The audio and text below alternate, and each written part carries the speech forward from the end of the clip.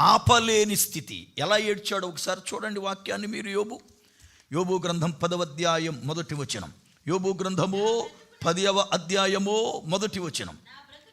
నా బ్రతుకునందు నాకు విసుగు పుట్టినది, నేను అడ్డు లేకుండా అంగలార్చెదను. ఎలా అడుగుతాట?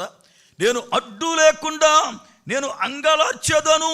ఆయన అంటాడు, అసలు నేను పుట్టకపోతే బాగుండేది. 3వ అధ్యాయం మీరు చదువుకున్న తర్వాత యోబు యొక్క ఆక్రందన, యోబు యొక్క దుఃఖం, యోబు యొక్క పరిస్థితులు ఒక్క గడియలో తారుమారైపోయాయి. నవ్వుతూ ఉన్న పిల్లలు నవ్వుతున్నట్లుగానే చనిపోయారు. మేస్తున్న గొర్రెలు మేస్తున్నట్లుగానే చనిపోయాయి. ఒంటెలు తోలివేయబడ్డాయి, గాడిదలు ఎత్తుపోబడ్డాయి. ఇలాగున ఒక్క గడియలో మొత్తము చీకటి కమ్మేసింది. కొన్ని పరిస్థితులు మన జీవితంలో అప్పటి వరకు సంతోషముగా ఉంటాం, కానీ ఒక్క గడియలోనే, ఒక మాటలోనో ఒక పనిలోనో చీకటి కమ్మి జీవితాలు అంధకారమైపోతాయి.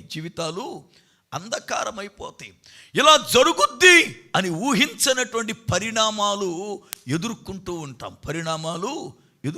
ఉంటాం. నిజంగా ఆలోచించండి. ఈ రోజున మన జీవితంలో యోబు లాంటి దుఃఖము కానీ, యోబు లాంటి శ్రమ కానీ, యోబు లాంటి నష్టము కానీ, కష్టము కానీ ఎవరైనా అనుభవించారా మనలో అంటే ఎవరు అంత కష్టాన్ని కానీ నష్టాన్ని కానీ అనుభవించలా.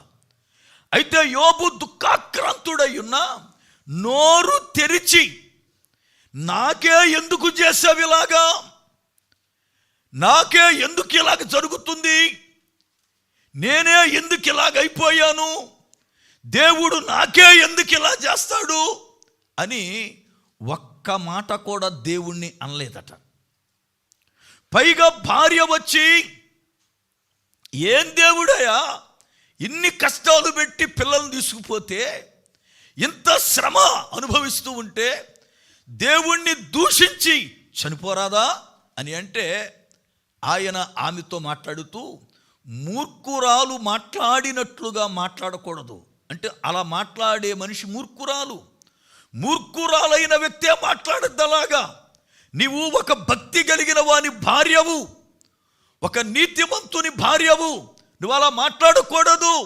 యెహోవా ఇచ్చెను, యెహోవా తీసుకొని పోయెను, ఆయనకే స్తోత్రం, ఆయనకే